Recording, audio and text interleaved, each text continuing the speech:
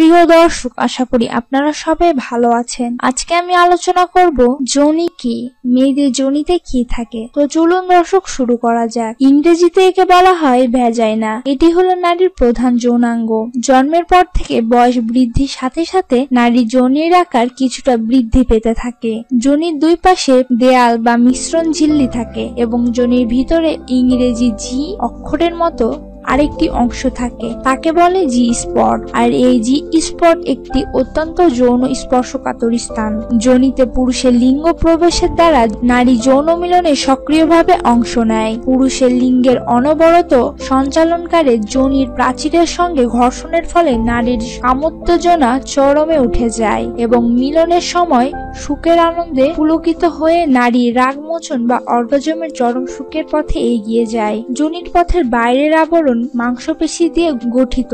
আর একটি কথা হলো, যোনিপথ কিন্তু একেবারে সোজা থাকে না, এটি কিছুটা বাঁকা অবস্থায় থাকে। যোনির পথের অগ্রভাগ থাকে সরু, তবে জরায়ুর মুখের কাছে এটি বেশ চওড়া থাকে। অর্থাৎ যোনি মুখ থেকে এই পথে যতই জরায়ুর কাছে অগ্রসর হয় ততই চওড়া হতে থাকে।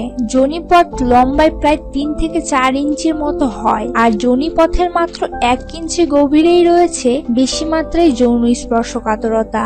যোনির উপরেই থাকে মূত্রনালীর মুখ। যোনিপথের ভেতরটি বেশ কোমল এবং এর গঠন ইলাস্টিক বা স্থিতিস্থাপক রবারের মতো।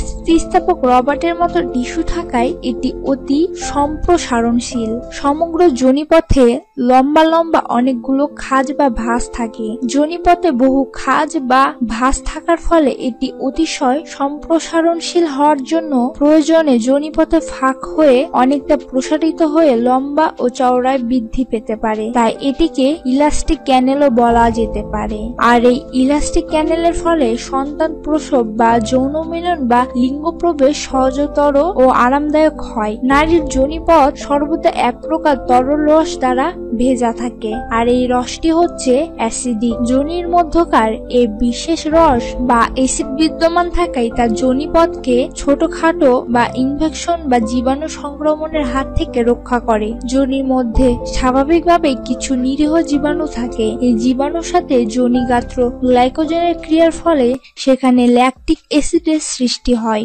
ধন্যবাদ এতক্ষণ ধরে ভিডিওটি দেখার জন্য। ভিডিওটি ভালো লাগলে লাইক দিবেন এবং অন্যদের জানাতে শেয়ার করবেন। আর চ্যানেলটি সাবস্ক্রাইব করার পর বেল আইকনে ক্লিক দিয়ে রাখুন। সবাই ভালো থাকুন, সুস্থ থাকুন। আজ এ পর্যন্তই।